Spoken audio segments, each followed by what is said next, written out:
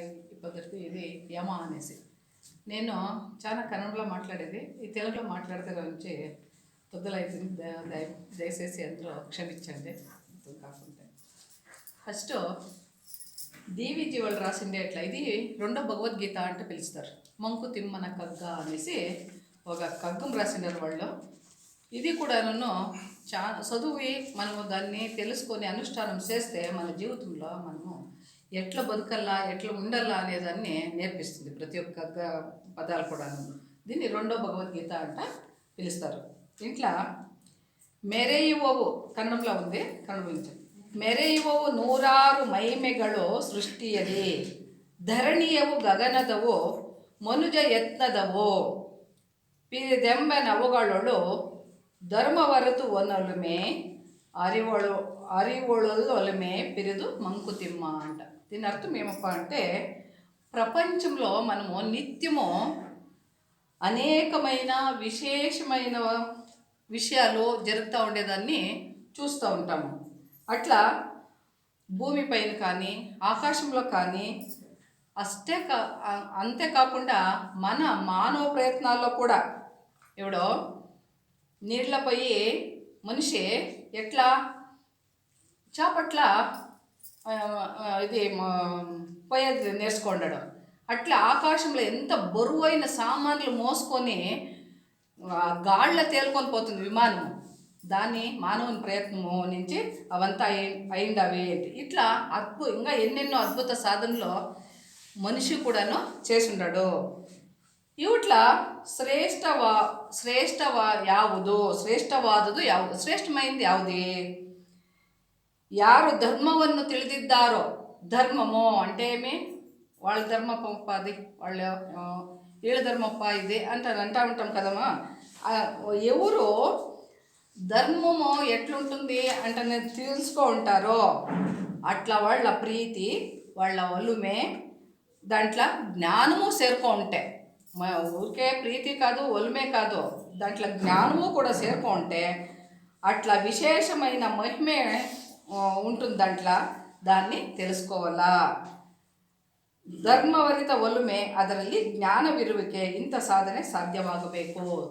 ధర్మమునే తెలుసుకోవాలా, దాంట్లో జ్ఞానం ఉండాలా, ఎట్లా సాధన చేయాలా అంట. ఇప్పుడు మనము చూస్తూ ఉంటాము, మనము పుడతాము, సస్తాము, అందరికీ జిజ్ఞాస ఉంటుంది. ఏమని? సచ్చినాక మనం ఏమవుతామో. అట్లనే పుట్టినవాళ్ళు పుట్టినట్లే ఉంటామా? లేదు. బాల్యము, యవ్వనము, వృద్ధాప్యము ఇవంతా మనకి వస్తూ ఉంటాయి. అట్లా కూడా రోగాలు కూడా వస్తూ ఉంటాయి కదా, ఈ శరీరానికి రోగాలు కూడాను వస్తూ ఉంటాయి. ఎందుకు? ఆ రోగాల నుంచి మనము పారసేసుకునే కయ్యలదా? మనము దీనికి ఏమైనా ఉందా? ఇంకా ఆయుష్ని ఆరోగ్యంగా ఆయుష్ని పెంచుకొని బాగా బతికే అట్లా మనకి ఏమైనా దారులు ఉన్నాయా అనేసి మనిషి అనాది కాలం నుంచి యోచన చేసుకొని వస్తూ ఉన్నాడు. ఆవిడ అన్న చెప్పినట్లే దీనిపైన అట్లే యోగ సూత్రాలు అన్నీ పెరిగిండాయి. అయినా కూడా మనము ఏం చేస్తామో తెలుసుకోము. చూడండి, ఎన్ని జనం ఉంటామో వస్తామా ఇట్లా దానికే? లేదు. సంపాదన చేయాలా, బాగా కావాలా, ఇంకా బాగా కావాలా, ఇంకా బాగా కావాలా, ఇంకా బాగా కావాలా, ఆశ, కోరికలు అవన్నీ విడిచిపెట్టి మనం ఇట్లా సత్సంగాలకి రాము. ఇట్లా సత్సంగాలకు వస్తూ ఉంటే మనము నేర్చుకుంటే ఒక 10-15 విన్యా కూడా ఒకటన దాన్ని జీవితంలో అలవడించుకుంటామో మన ముందు బాగుండేదానికి అవుతుంది. ఇట్లా మనకి కోరికలు చాలా ఉండేదాని నుంచి మనం ఏం చేస్తామో దేవుని పూజిస్తాము, అవి మన వ్రతాలు చేస్తాము. అట్లే ఆ దేవుడు అనేవాడు ఉండాడు. చూసినామా మనం ఎవరైనా దేవుణ్ణి? లేదు. అయితే మనకు తెలుస్తుంది, ఎట్లా ఒక కష్టం కాలంలోనో ఇంకేం ఎట్లనో ఉంటే అట్లా సమయానికి ఎవరో ముఖాంతరంగా మనకి సహాయం సిక్కుతుంది. వాళ్ళే దేవుడు. అదే దేవుడ సహాయము అంటే మనము నమ్ముతాము. ఈవిడిదా నిన్నటిదా కాదు, అనాది కాలం నుంచి ఇది వచ్చిండే అట్లాది. అట్లే మనము ప్రార్థన చేస్తే మేము వ్రతం చేస్తే మాకు ఇది ఈడేరిడిసే అంటారు అనుకుంటాం కదా. అయితే ఈ ఇవంతా పరిపూర్ణమయ్యే మనకి అనుకూలమయ్యేది ఎట్లా అంటే అనంతము అనే ఒక సాగరం నుంచి మనకి తెలియని విషయాలు ఉంటాయి, దాని నుంచి ఇది అవుతుంది. ప్రతి మనిషిలోనూ కూడా 2 జ్ఞానాలు ఉంటాయి. ఒకటి అవతల జ్ఞానము లౌకికంగా, ఇంకొకటి అంతరంగ జ్ఞానము అంట. మన మనసు చూడండి, మనకి 5 ఇంద్రియాలు ఉన్నాయి. 5 ఇంద్రియాలు ఉన్నా కూడాను మనమేమో వింటాము, చూస్తాము, మాట్లాడతాము, అంతా ఉంటుంది. అయితే మనసును అనేది లేకుండా ఉంటే మీరు ఇన్నా వినపడదు, ఇన్నా కనపడదు, ఇన్నా వినపడదు, చూసినా కనపడదు, ఏం చేసినా మనకు తెలియదు. ఈ మనసు అనేది ఒక ఇంద్రియము. ఈ మనసు ఏం చేస్తుంది, మనతో ఎవడనో చూసుండే వస్తువుల్ని మనకి అది ఉంది అంటే నమ్ముతుంది, చూడకుండా వస్తువుల్ని నమ్ముతుందా? లేదు. పోనీ ఆ మనసుని ఎక్కడా పోకుండా చలించకుండా ఒకతావు నిలబెడదామా అంటే నిలుస్తుందా? నిలిచేది. ఇప్పుడు చూడండి, మీరందరూ ఇక్కడ నేను చెప్పేది వింటూ ఉండరు, అట్లా కూడా ఇంకొకతావు కూడాను యోచన చేస్తూ ఉంటారు. ఇట్లా 2 పనులను ఏకకాలంలో కూడా మనసు చేస్తూ ఉంటుంది. అట్లా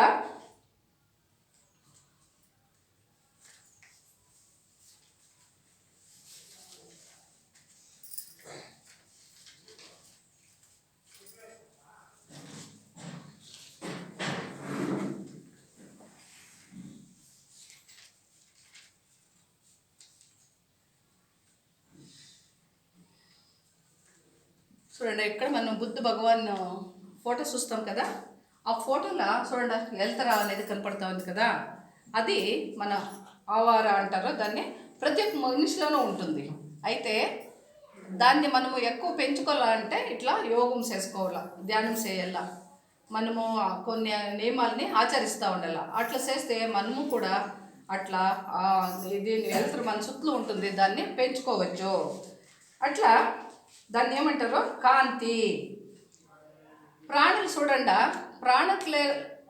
జీవాలకు లేకుండా ఎట్లా ఒక ముఖ్యమైన ఇది మనలో ఉంది, ఏమది యోచన చేసేది, మాట్లాడేది. అయితే ప్రాణులకు అవంతా లేదు. ఆ ప్రాణులు చూడండి, అవి పని ఏమి, తనకు ఆహారం కావాలా, తింటాయి, తంపాడుతూ ఉంటాయి. మనం అట్లా చేస్తూ ఉండమా? లేదు. మనకి ఎంత కూడిపెట్టిన, ఎన్ని ఇండ్లు కట్టినా, ఎన్ని సొమ్ములు ఉన్నా, ఎన్ని సీర్లు ఉన్నా, బీరులో ఇట్లా తీస్తే పడిపోతూ ఉంటే ఇంకా కావాలా కావాలా కావాలా కావాలా అనిపించుకొని మనము అట్లా వస్తువుల్లో మేము ఏం చేస్తామో శాంతిని, ఆనందంని ఎదిగిపోతూ ఉంటాం. ఏదైనా ఒక వస్తువు పైన మనం ఆశపడతామో అది వస్తువు సిక్కిపోతే మనకు ఆనందము. పోనీ ఆ ఆనందం శాశ్వతంగా ఉంటుందా? ఉండదు. ఒక జిలేబీ తినాలంటే ఆశపడతామో, జిలేబీ తింటాం, ఎంతైనా తినకైతుందా? లేదు. దానిపైన ఆసక్తి వచ్చేస్తుంది. ఈ కోరిక ఇంకొక దానిపైన మలుసుకుంటుంది. ఈ కోరికలు తీరేదే లేదు. అట్లా మన మనసుని ఏం చేయాలి, మనము జీవిస్తూ ఉండే జీవితంలో మంచి విషయాల్లో మనము ఎవడు యోచన చేస్తూ ఉండాలి. ఆ యోచన చేస్తూ ఉంటే మంచి అణువులు మనలా పెరుగుతూ ఉంటాయి.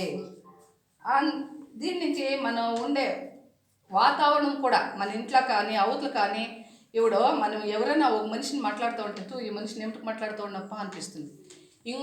ఒక్కొక్కసారి ఒక మనిషిని మాట్లాడుతూ ఉండండి, వాళ్ళ దగ్గర ఇంకొంచెం సేపు ఉండాలనిపిస్తుంది. ఎందుకో వాళ్ళ ఉండే అట్లా అణువులు అట్లా మంచిగా ఉంటాయి, చెడ్డగా ఉంటాయి. చెడ్డది మంచిది అనేది, చెడ్డది ఉంటేనే మంచిది వచ్చేది.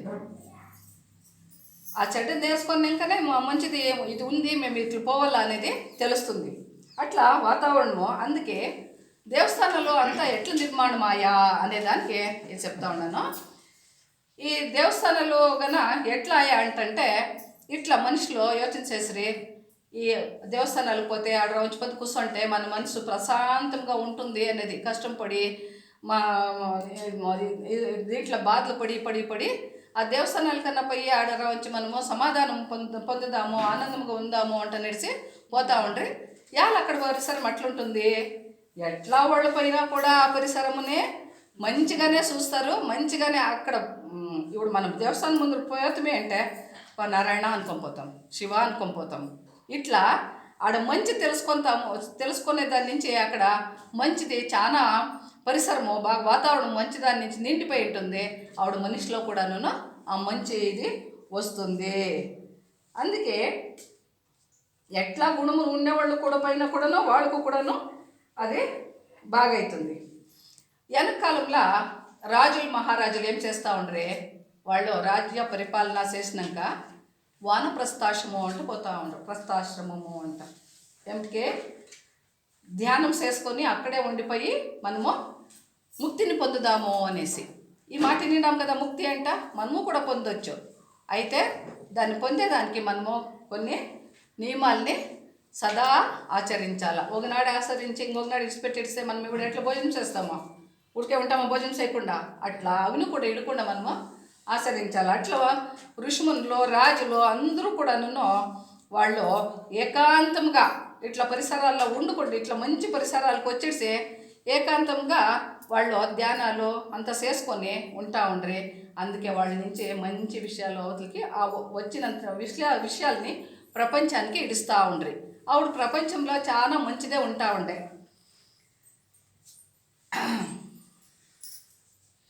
ఈ అజ్ఞానము అనే మబ్బులు మనలో చేరుకొనేసి ఉంటాయి. దీని నుంచి మనకేమవుతుంది, దుఃఖము వస్తుంది. ఈ దుఃఖాన్ని మనము ఎలా పోగొట్టుకోవాలా, ఈ పోగొట్టుకునేదానికి మార్గాలు ఉన్నాయి. ఆ మార్గము యావదే, ఇట్లా సత్సంగాలకు వచ్చేది, మంచి విషయాలు తెలుసుకునేది. అట్లా మనలో అందరిలోనూ పవిత్రత అనేది ఉంది. అది మనలో ఏమైంది, దాగి ఉంది. దాన్ని అవతలకి తేవాల. ఎట్లా మన ఉండే ఇంద్రియాలని నిగ్రహించి అట్లా పవిత్రతని అవతలకి తెచ్చేదానికి ప్రయత్నము పడాలా. ఈ పవిత్రతను మనము పొందాలంటే ఆవిడ చెప్పినట్లు అనేక మార్గాలు ఉన్నాయి. ఆ మార్గాల్లో కొన్ని మార్గము 4 మార్గాలు నేను చెప్తాను. అది భక్తి యోగము, జ్ఞానయోగము, కర్మయోగము, రాజయోగము అంట. ఇది భగవద్గీతలో కూడాను చెప్పిండారు. అన్ని దాంట్లోనూ ఇప్పుడు చాలా మనము దాన్ని వింటూ ఉన్నాము. కర్మయోగము అంటే మనం పని చేస్తాం. అందరూ చేసేది కూటి కోసమే. కూటి కోసం కోటి విద్యలు అంటారు కదా.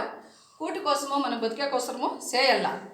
అయితే ఆ కర్మం ఎట్లా చేయాలా, మనకేం పని ఇచ్చినాడో దేవుడు, ఆ పని చేస్తూ దేవుని తెలుసుకుంటూ ఆ దేవునికే సమర్పించాలా. మాకు నేను ఇది పంట పెట్టినానప్ప, నాకు ఇది ఇట్లా లక్షలు వచ్చేడల్లా కోట్లు వచ్చేడల్లా అంటే అనుకుంటే అదే లేదు. దేవుడు మనకి ఇస్తాడు, మనం ఒకే ఒక్క కోరిక కోరుతామంట. పరిపూర్ణానంద స్వామీజీలు చెప్తా ఉన్నారు, ఒకే ఒక్క కోరిక కోరుతామంట. ఆ దేవుడు అనేవాడు అన్ని కోరికలు మన ఆశలు నెరవేర్చేదానికి తయారై ఉంటారంట. అయితే మనం ఏం చేస్తూ ఉండమో ఒకే ఒక కోరిక కోరుతామంట. నా కొడుకు ఇట్లా డిగ్రీ ఇది ఎంబీబీఎస్ చేసేడినప్ప, పెద్ద డాక్టర్ అయిపోయినప్ప అంటే కోరుకుంటాం. అలా కాదు, నేను ఇట్లా పని చేస్తూ ఉన్నానప్ప, ఆ పలాపలం నీవే చూసుకోప్ప అంటనేసి ఆ పనిని విడిచిపెట్టి వదిలేయాలి. చదివిస్తూ ఉన్నాను, చదువుని మనకి నీవేం ఇస్తావో ఇయ్యప్ప, అంతే. అట్లా కోరాల్సి ఉండేది. ఇది కర్మయోగము. అట్లా జ్ఞానయోగము అంటే జ్ఞానాన్ని పొందల్లా. ఎట్లా జ్ఞానాన్ని పొందల్లా, మంచి మంచి బుక్కులు, భగవద్గీత కానీ, రామాయణం కానీ, మహాభారతం కానీ, ఇంకా పురాణము, భాగవత పురాణం కానీ మంచి బుక్కులు ఉన్నాయి. అట్లా బుక్కులను చదువల్లా. చదివే దాని నుంచి జ్ఞానాన్ని పొందల్లా. పొందిన ఊరికే ఉండాలనా లేదు, దాన్ని తెలుసుకుంటూ ఉండాలా, చింతనం చేయాలా, మననం చేయాలా. సదా దాన్ని ఆచరణలో మనము భౌతిక ప్రపంచానికి అవతలికి వెళ్ళినప్పుడు మనకి ఏం వచ్చినా కూడా మనము దాన్ని ఆచరించుకొని ఉండాలా. మనం ఏం చేస్తాము, ఎవడన్నా ఏమన్నా ఊరికి అట్లా తగిలితే చాలు వానిపైన ఇంకా ఇరుసుకొని పెడస్తాం. మనం అట్లా చేయకుండా అయ్యప్ప నీదే తప్పుడు నాదే తప్పుడు నేను ఊరికి అయిపోతే అది మనము సాధన చేస్తూ ఉండేది అంట అనిపిస్తుంది. అట్లా ఇంకొకటి భక్తి యోగము. అది భగవంతుని ఆరాధనలా. ఇప్పుడు మీరంతా భజన చేస్తారు కదా, నెలకొకిత భజన చేసుకొని పున్నం నాడు ఉంటారు కదా. అట్లా కొందరంతాను ఇది ఉంది కృష్ణ పంతము, వాళ్ళు ఏం వీధిలో కూడా హరే కృష్ణ హరే రామ సంఘం ఉంది కదా, వాళ్ళు వీటిలో కూడాను అక్కడ రష్యాలో కూడాను ఏం ఇవంతా కొట్టుకొని డ్రమ్స్ అంతా కొట్టుకొని ఆడుకొని పోతావు. ఎవరైనా చూడండి, ఎవరైనా పోయి వాళ్ళకి ఏం కావాల్సి ఉంటుంది, భగవంతునే ఒక ధ్యానం చేసుకొని పోయేది. అది భక్తి మార్గము అంట. అట్లా ఇంకొకటి కొన్నది ఇది రాజయోగము. దీన్నే పతంజలి మహర్షి వాళ్ళు కనిపెట్టారు. దీంట్లో ఆవిడ అన్న చెప్పినట్ల అష్టాంగ యోగము అని 8 సాధనలు ఉంటాయి. అవి యమ, నియమ, ఆసన, ప్రాణాయామ, ప్రత్యాహార, ధారణ, ధ్యాన, సమాధి అంట. ఒక్కొక్కటి మనము నేర్చుకొని దీన్ని ఏమైనా మనం అలవడించుకొని ఉందాము అంటే ఈ జన్మలోనే మనం ముక్తి పొందొచ్చు. లేదు కాలేదు ఈ జన్మల, మాకు వయసు అయిపోయింది తప్ప మనకంతా 50 దాటేసిండము, దీన్ని అంతా మనకు వేయలేదు అంటే ఊరికే ఆచరించుకొని పోతా ఉంటే ముందు జన్మానికి కొంచెం వస్తుంది, దాని ముందు జన్మానికి కొంచెం. జన్మాల్ని మనము తగ్గించుకోవచ్చు. చాలా జన్మాలు వచ్చి ఈ మరణమో దుఃఖమో చూడండి, మనకు 100 ఏళ్ళు అంటే రాసాడు, మన 100 ఏళ్ళ కంటే బతుకుతాం. చూడండి, కొందరు బిడ్డలో పుట్టిన కొన్నాళ్ళకే చచ్చిపోతారు, కొందరు యాక్సిడెంట్లో చచ్చిపోతారు, కొందరు ఇంకేమో వాళ్ళే చచ్చిపోతారు, కొందరికి రోగాలు వస్తాయి. ఈ దేహానికి ఏమైనా సుఖముందా? లేదు. ఆ దేహానికి ఇట్లా ఆరోగ్యంగా ఉండాలంటే ఇవి పతంజలి ఋషి వాళ్ళు చెప్పిండే అట్లా ఈ నియమాలని ఆచరిస్తే మనము ఆరోగ్యంగా ఉండి ఆనందంగానూ ఉండొచ్చు. ఇవి యమ అంటే ఏమి? ఇది యమ మొదలు నియమం. ఇది దీనిలో యమ అనే దాంట్లో తిరిగి విభాగాలు నియమాలు. అహింస అనేది ఒకటి, సత్య, అస్త్రేయ, బ్రహ్మచర్య, అపరిగ్రహ, ఇన్ని విభాగాలు ఉన్నాయి. దీంట్లో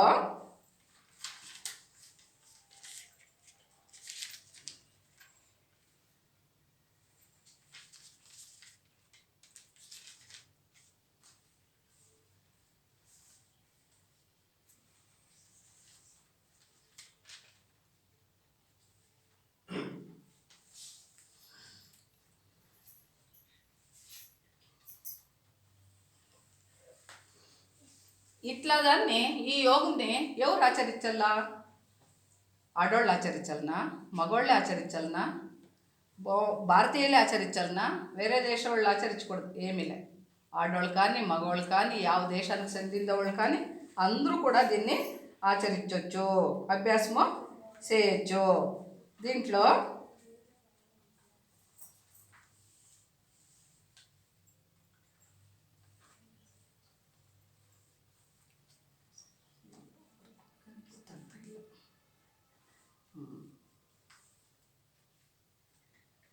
ఫస్ట్ నేనేమో అహింస. ఏం అహింస అంటే అందరికీ తెలిసినదే. ఇట్లా మనం జీవము ఉండే అట్లా యావ జీవికే కానీ మనము హింస చేయకూడదు. చూడండి, కోతులు వస్తూ ఉంటాయి, కొందరు చూస్తారు రాళ్ళు ఎత్తుకొని కొడతారు. కుక్కలు వస్తాయి దావల, మనతో ఏమి చేసిండేలే అవి రాళ్ళు ఎత్తుకొని కొడతారు. అట్లా ప్రాణులకి యావ జీవులకే కానీ మనము హింస చేయకూడదు. ఇట్లా ఎట్లా చేయకూడదు? మనసులో కూడా నువ్వు వానికి చెడ్డది కాకూడదు అంటే కాకూడదు అంటే మనం ఉండాలా. వానికి అట్లా కావాలా, ఏమన్నా అయ్యా అంటే వానికి అట్లా కావాలా, వాళ్ళు అట్లా ఇక్కడ ఎగురుతూ ఉండి ఏమో వాడు ఎట్లా వండుకొని మనకేలా, మనం ఏం చేయాలా కలుకుండా ఉండాలా. మనం అదే మనసులో యోచన కూడా చేయకూడదు. ఇవి యోగానికి కంటకాలంట. ఇవంతా చేస్తే వీటిని మనము చేసినా కానీ ఎదుటి వారిని చేసేసేట్లా కొందరు పోరా వాడిని అట్లా నిడిసిరా పోరా అంటే ప్రేరేపిస్తారు కదా, అట్లు కూడా మనము చేయకూడదు. చేసినా కానీ ఇవి లోభము, క్రోధము, మోహపూరితమైనవి. ఇవంతా ఏం తెస్తాయి మనకి? కొనాకి దుఃఖాన్ని తెస్తాయి. మనలో ఉండే జ్ఞానాన్ని విడిచిపెట్టేసి అజ్ఞానాన్ని పెంచుతాయి. అట్లే అసత్యము, మనము ఒక సత్యము అసత్యము నిజము తౌళి అంటారు కదా, అట్లా సత్యము అసత్యం ఏమన్నా చెబితే ఇంకొక అసత్యము పర్వాలేదులే ఇప్పుడు చెప్పిండనో ఇంకొక చెప్పుదామో అనే అట్లా మనకి ప్రేరణ లోపల నుంచి వస్తుంది. అసత్యము చెప్పకూడదు, అది పాతకము. ఇదేం చేస్తుంది? ద్వేషము, అసూయలు ఇవన్నీ ఎవరు చేస్తారో, ఇప్పుడు ఒక రాయి ఇసిస్తే మనం పైనకి అది ఎంత వేగంగా వాపసు వస్తుంది, అట్లా మనము కూడా ద్వేషముని, అసూయాన్ని ఇవంతా మనం ఏమైనా ఎవరిపై చూపిస్తే, క్రోధాన్ని, కోపాన్ని చూపిస్తే అంతే వేగంగా మనకే వచ్చేవి తడతాయి. అందుకే అవుని మనము ఆచరించకూడదు. ఈ అహింస అనుసరిస్తే ఏమవుతుంది? ద్వేషమంతా మనలో శాంతమవుతుంది. వాళ్ళకి మనం ఎవరిపై నిడిచింటామో వాళ్ళకే కాదు, మనకు కూడా దుఃఖమవుతూ ఉంటుంది. మనం అందుకే అట్లా పని చేయకూడదు. మనం శాంతంగా ఉండాలా అంటే మనము ఊరికే ఉండాలా.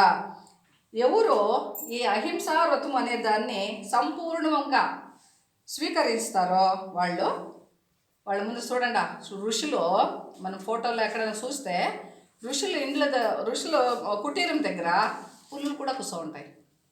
క్రూర జంతువుతానే అదే ఋషులు నియమిసేసారు. ఎందుకో వాళ్ళ ఉండే శాంత గుణం అంతా పెంచుకో ఉంటారు. ఆ క్రూర మృగాలకు కూడా వాళ్ళని చూసిన తక్షణం శాంతము అనేది వాటిలో వచ్చేస్తుంది.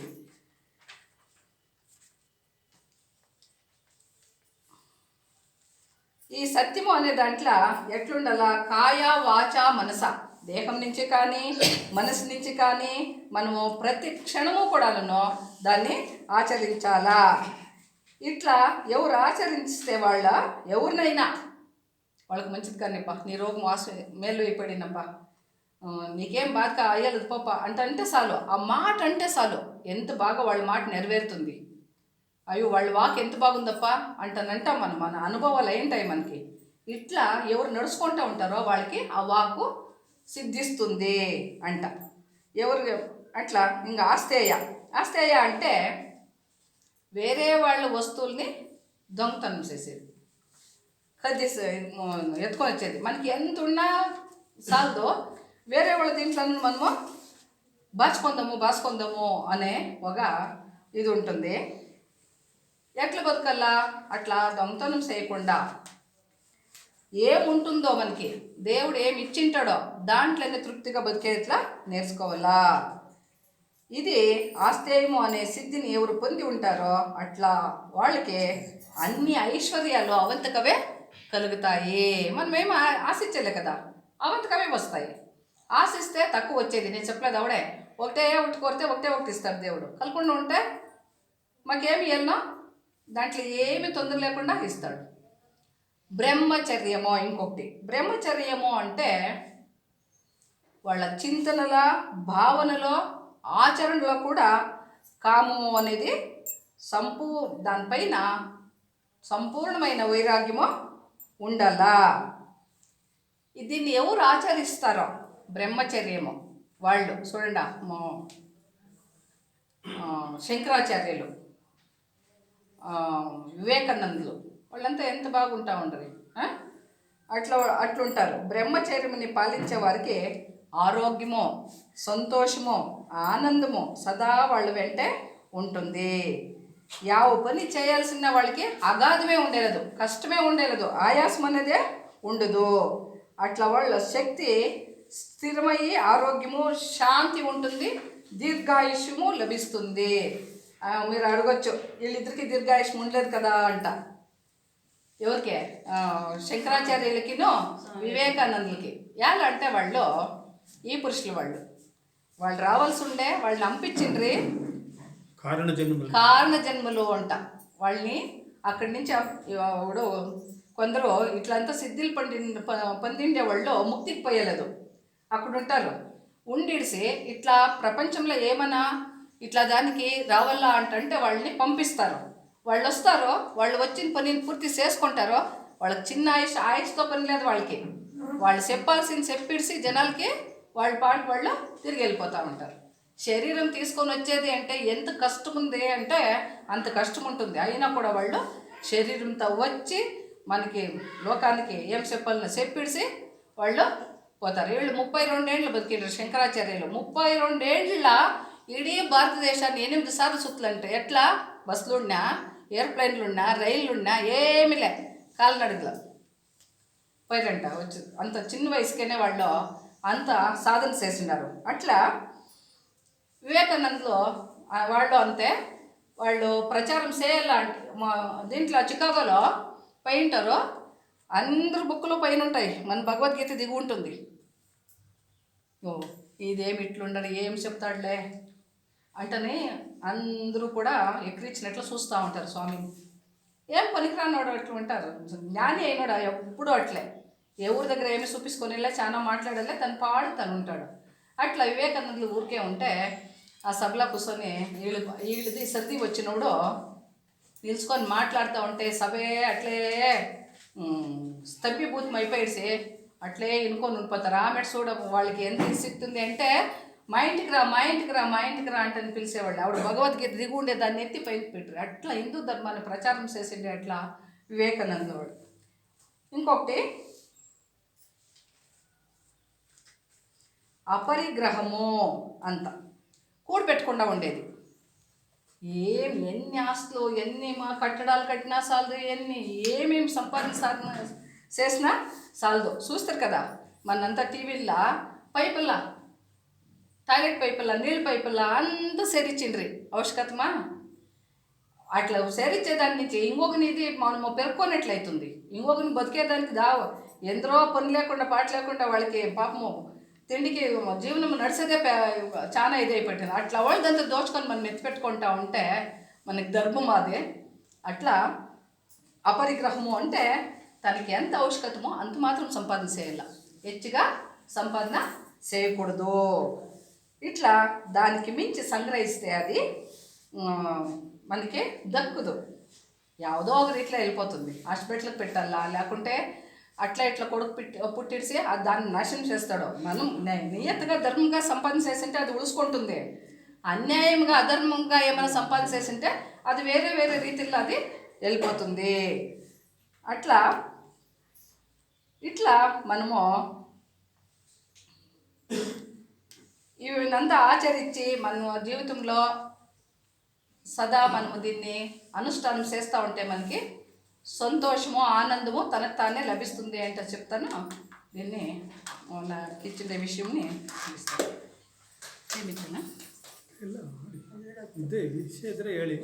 అలా ಒಂದು కథ ఇತ್ತು. దీనికి ఒక కథ ఉంది. అదే ఒక దానవుడు అంటే రాక్షసుడు, ఒక దేవపురుషుడు, ఇద్దరు కూడా మహర్షి దగ్గరికి వెళ్తారు. ఏమిటికి? ఆత్మ విచారము తెలుసుకోవాలా అని. పైరే ఆ ఋషివర్యులో వీళ్ళిద్దరిని చూసిడిసి వీళ్ళిద్దరూ చెప్తారు, మాకి ఆత్మవిచారం తెలుసుకోవాలంటే మీ దగ్గరకు వచ్చిండామో అంటని చెప్తారు. ఆవిడ మహర్షి ఏం చెప్తాడో, మీరే అది పోండా అంటారు. మీరే అది పోండా అంటారు. ఇద్దరు ఈ దేహమే ఆత్మ అని అనుకొని తృప్తి పొందిడిసి వాళ్ళ జనాల దగ్గరికి వచ్చిడిసి మేము నేర్చుకోవాల్సిందంతా నేర్చుకొని ఇచ్చిండామో, బాగా తినండి తాగండి ఆనందంగా ఉండండి, ఇదే ఆత్మ అంటని చెప్తారు. ఆమెట దానోడు అట్లే ఉండిపోతాడో, అట్లే తినుకొని తాక్కొని సంతోషంగా. ఈ దేవపురుషుడు ఉంటాడు కదా, వాడికి సంతోషం కాలే, ఆనందం కాలే, దాని నుంచి తృప్తి సిక్కలేదు. దీని కింద హెచ్చైంది ఏమో ఉంది, దాన్ని తెలుసుకోవాలా అంటనేసి ఏం చేస్తాడో, మనం అజ్ఞానంలో ఉండామో దీని కింద ఏమో ఉండొచ్చు అంటనేసి తిరిగి వస్తాడు.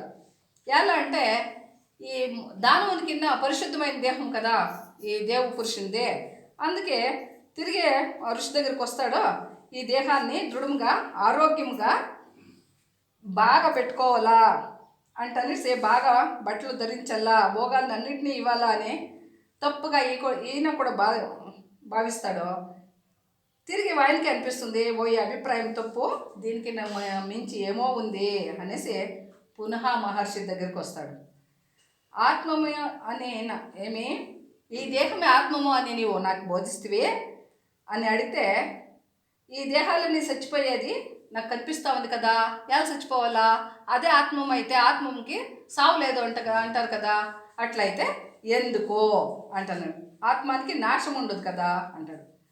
ఋషి వండుకొని నీవే అది పో అంటాడు. తిరిగి అట్లే చెప్తాడు, నీవే అది, దాన్నే వెతుకో అంటే తిరిగి వాపస్ పంపిస్తాడు. ఆమె ఇటు వస్తాడో ఈ దేహాన్ని ఏం చేస్తాడో పని చేసే అట్లా చేసి ప్రాణమే ఆత్మము అనుకొని ఆ దేవమానవుడు యోచన చేస్తాడు. తిరిగి కొన్ని రోజుల తర్వాత వానికి భోజనం చేస్తూ ఉండము, పని చేస్తూ ఉండము, అయినా కూడా రోగాలు వస్తూ ఉన్నాయే, ఈ దేహానికి ఆరోగ్యంగా లేదే, ఇది బాధపడుతూ ఉందే అనేసి ఆయనకి ఉపవాసం చేయకూడదు. ఉపవాసం చేస్తే దేహము దుర్బలమైపోతుంది, జాస్తి తింటే దేహానికి తొందర అవుతుంది. అయితే ఇంకా ఏమో ఉంది, దీన్ని ఆరోగ్యంగా పెట్టుకోవాలి ఎట్లది అంటనేసి తిరిగి ఋషి, ఆరోగ్యంగా పెట్టుకునేది కాదు, ఆత్మ కాదు ఇది అనుకొని తిరిగి ఋషి దగ్గరికి వస్తాడు. గురువు గారు మీరు ప్రాణమే ఆత్మము అని చెప్తే అని అడుగుతాడు. దానికి ఆ ఋషి అదే నీవు కనిపెట్టు అంటాడు. తిరిగి ఇంటికి వస్తాడు. కొన్నాళ్ళు అయినాక తిరిగి మనసే ఆత్మ అయి ఉంటే ఈ ఆలోచనలు వస్తూ ఉంటాయి కదా మనకి. ఒకసారి మంచి ఆలోచనలు వస్తాయి, ఒకసారి చెడు ఆలోచనలు వస్తాయి. ఆత్మ అది స్వచ్ఛమైంది, దానికి అట్లా ఆలోచనలంతా ఉండవు కదా అంటనేసి తిరిగి యోచన చేసి ఋషి దగ్గరికి వెళ్తాడు. అవుడు గురువులే మీరు మనసే ఆత్మ అని నాకు అనిపించదు, మీరు నాకు అలా చెప్తురి అని అడుగుతాడు. లేదు, నీవే వాడు, దాన్ని కనిపెట్టు అని తిరిగి అట్లే చెప్తాడు. అవుడు ఆ దేవమానవుడు ఇంటికి పోయి ఆలోచన లేని స్థితియే ఆత్మ అని కనిపెట్టాడు. ఆ ఆలోచన లేని స్థితి ఆత్మ అని కనిపెట్టి దానికి ఏమి జననము ఉండదు, మరణం ఉండదు. ఏమిటికుంటుంది జననమో మరణమో? ఈ దేహానికి మాత్రమే ఉంటుంది. అయితే ఆత్మానికి జననమో మరణమో ఉండదు. అది దీంట్లో భగవద్గీతలో చెప్పినట్ల నీళ్ళ వేస్తే నేనే లేదు, ఆమెట అగ్గిలో వేస్తే కాలు లేదు, కత్తితో కత్తిరిస్తే తెగేది లేదు. ఇట్లా అంతిము లేనిది, ఇది అచలము, అగోచరము, కనపడదు. అయితే అదే సర్వజ్ఞము అనేసి తెలుసుకుంటాడు. వాటి నుంచి వాడు జ్ఞానం పొంది ఆ జ్ఞానంలోనే ఉంటాడు అని చెప్తూ మీకు అందరికీ నమస్కరిస్తూ నాకు ఇచ్చిన సమయం